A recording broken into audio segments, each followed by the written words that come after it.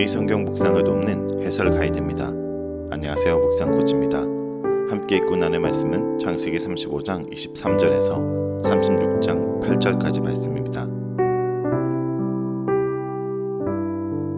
오늘 본문은 야곱의 아내들과 12아들의 명단, 그리고 에서의 아내들과 5명의 아들들의 명단이 등장합니다. 이삭이 죽음으로써 한 세대가 마감되고 야곱의 계보가 시작됩니다. 하지만 야곱의 계보가 시작되기 전 먼저 언약의 계보에서 제외되는 에서의 계보를 보여주고 에서가 가나안 땅을 떠나 세일에 정착하였다는 사실을 알려줍니다. 이것이 오늘 본문의 대략적인 내용입니다. 그럼 오늘 말씀을 자세히 살펴보겠습니다. 막내 아들 베냐민의 탄생 후 본문은 야곱의 12아들들에 대한 계보를 정리하고 있습니다. 23절에서 26절입니다. 레아의 아들들은 야곱의 장자 루벤과 그 다음 시므온과 레이와 유다와 이사가가 스브론이요. 라헬의 아들들은 요셉과 베냐민이며 라헬의 여종 비라의 아들들은 단과 납달리요. 레아의 여종 실바의 아들들은 각과 아셀이니 이들은 야곱의 아들들이요. 바단 아람에서 그에게 낳은 자더라. 23절과 26절의 목록은 다음과 같은 구조로 배열됩니다. 23절은 레아의 아들들, 24절은 라헬의 아들들, 25절은 라헬의 여종과 비라의 아들들, 26절은 레아의 여종과 실바의 아들들. 이 목록은 다음과 같은 두 가지 특징이 있는데, 하나는 정식 부인인 레아와 라헬의 아들들이 먼저 나오고 여종들의 아들들이 뒤에 나온다는 점입니다.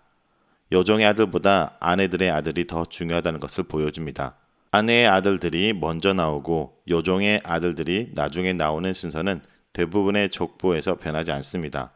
라헬이 비록 사랑을 받았지만 그래도 레아의 아들들이 먼저 앞에 나오고 있습니다.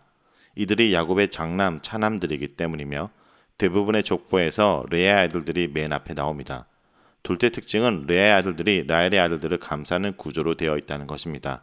이 구조는 아들들의 출산 순서와 일치하지 않기 때문에 정확하게 어떤 이유로 라헬의 여종이 먼저 언급되었는지 알기는 어렵습니다. 하지만 이 순서는 출애굽기 1장 1절에서 4절에 나오는 요셉을 제외한 나머지 아들들의 순서와 정확하게 일치합니다. 그리고 26절 마지막에 이들은 바단 아람에서 태어난 야곱의 아들들이라고 설명하는데, 이것은 베냐민을 제외한 11아들들에게 해당되는 것이고, 베냐민은 우리가 보았듯 에브랏 근처에서 태어났습니다. 여기서 야곱의 12아들을 기록한 이유는 많은 자손을 주시겠다는 하나님의 약속이 성취되고 있다는 것과 아들을 통해 하나님의 백성이 나올 것임을 알려주는 것입니다. 이제 35장에 나오는 3명의 죽음 중 세 번째 죽음인 이삭의 죽음이 언급됩니다.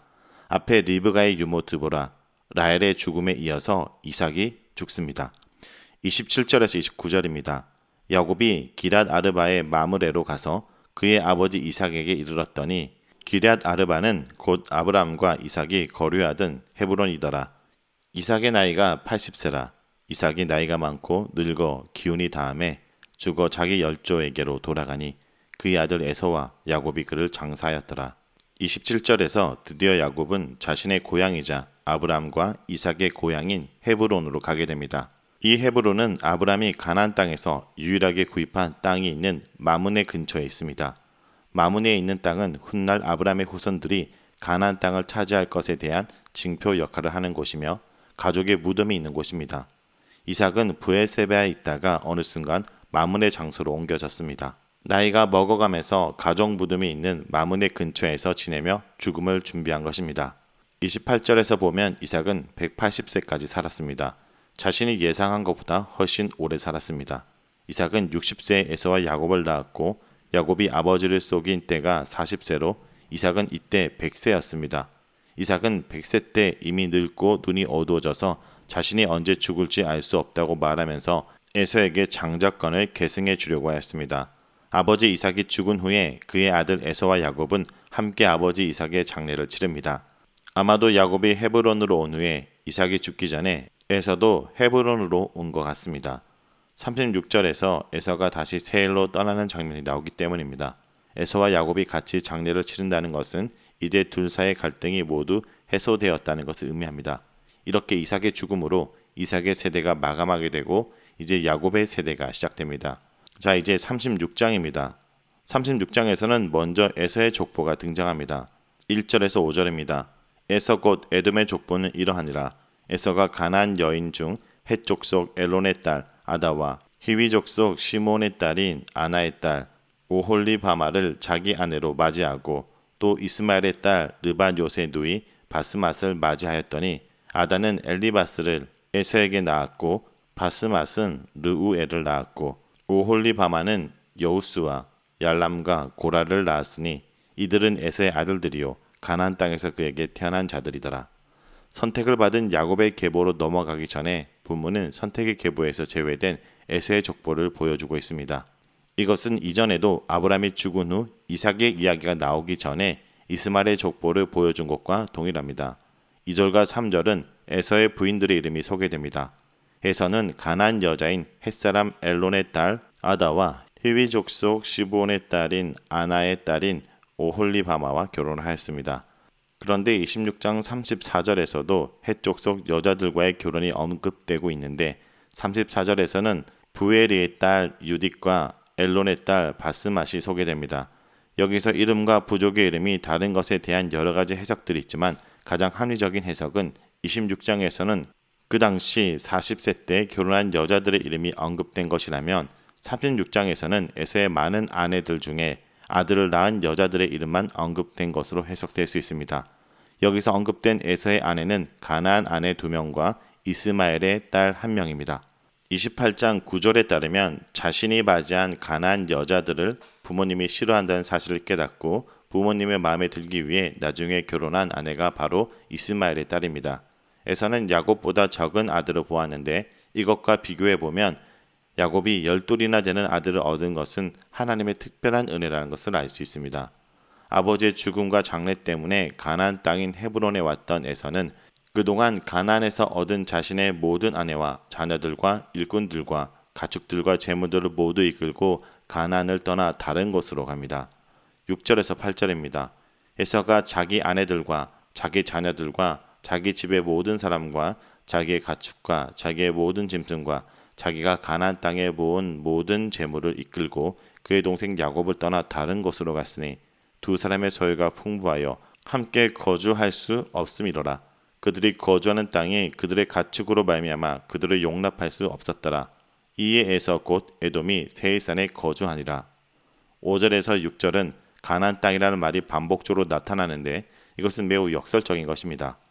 야곱은 밧단 아람에서 아내와 자녀들과 가축과 재물들을 모두 이끌고 가나안 땅으로 들어온 반면 에서는 가나안 땅에 모은 모든 것을 가지고 가나안 땅을 떠나고 있습니다. 이런 대조적인 모습을 통해 우리가 알 수 있는 것은 두 가지입니다. 하나는 하나님의 축복을 받은 것은 장소, 조건을 가리지 않는다는 것입니다. 어떠한 상황 속에서도 하나님이 함께 하시는 것이 축복인 것이지 하나님의 축복이 결코 조건에 좌우되지 않는다는 것입니다.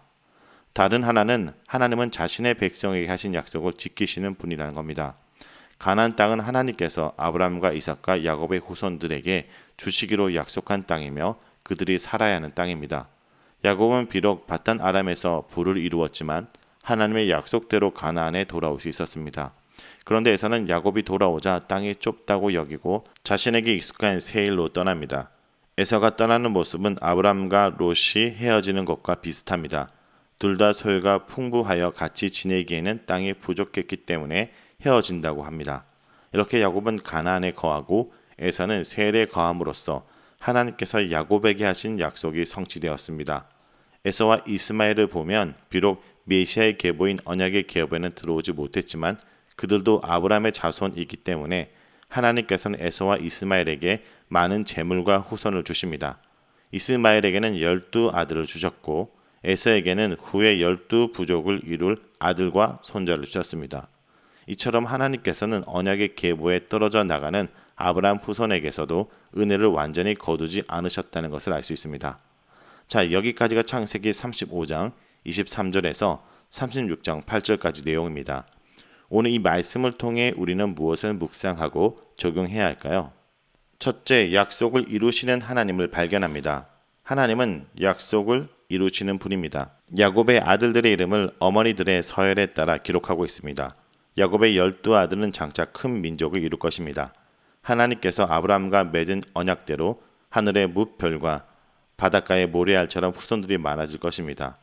야곱은 아버지 집을 떠나 나그네 길을 시작했을 무렵 베델에서 아버지 집을 돌아올 날을 희망했습니다. 내가 평안히 아버지 집으로 돌아가게 하시오면 여호와께서 나의 하나님이 되실 것이요. 마침내 야곱이 아버지 이삭의 집으로 돌아왔습니다. 그를 향한 하나님의 약속은 이루어졌고 여호와께서 참으로 야곱의 하나님이심을 스스로 증명하셨습니다. 이렇게 하나님은 약속을 이루시는 분입니다. 오늘 하루 하나님이 우리에게 하신 약속을 반드시 지키고 이루신다는 것을 믿고 의지하며 나아가길 간절히 기도합니다. 둘째, 하나님은 우리의 관계를 회복시키시는 분입니다. 이삭이 죽어 자기 열족에 돌아갑니다.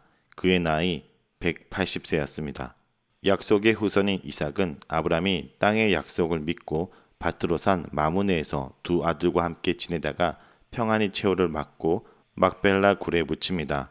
영적 분별력이 둔한 이삭 때문에 서로 갈등하던 두 아들이 함께 아버지의 장례에 참여했다는 언급은 하나님이 친히 그 갈등을 해소하시고 이삭을 신실한 언약의 중개자로 만들어 주신 후 그를 불러가신 것으로 보여줍니다. 싸매고 회복하시는 그 자비의 손길 때문에 온 우리가 이만큼 주님을 섬기고 있는 것입니다. 셋째, 우리는 하나님의 약속에 머무는 삶을 살아야 합니다. 야곱은 희위 족속과 통혼하면서 경제적으로 부강할 수도 있었는데 그 기회를 버렸지만 에서는 가나안 여인들과 결혼하여 자녀를 낳습니다. 에서는 실제적으로 야곱에게 장자권을 빼앗겼을 뿐 아니라 선택된 가족의 일원으로서 약속의 후손을 낳아야 한다는 의식도 없었습니다. 세상 문화와 전혀 구별되지 않는 삶을 살면서도 하나님께 속한 거룩한 자녀로 불리고 싶은 에서와 같은 이중적인 모습이 내게는 없는지 돌아보기 원합니다. 이 땅의 기업에 목말라 하면서 하늘의 기업을 사모한다는 말을 할 수 없습니다. 풍성한 목초지를 찾아 약속의 땅과 약속의 사람 아브람을 떠나 동쪽 소돔으로 이동한 롯처럼 에서도 야곱을 떠나 동쪽으로 이동하여 세이산에 정착합니다.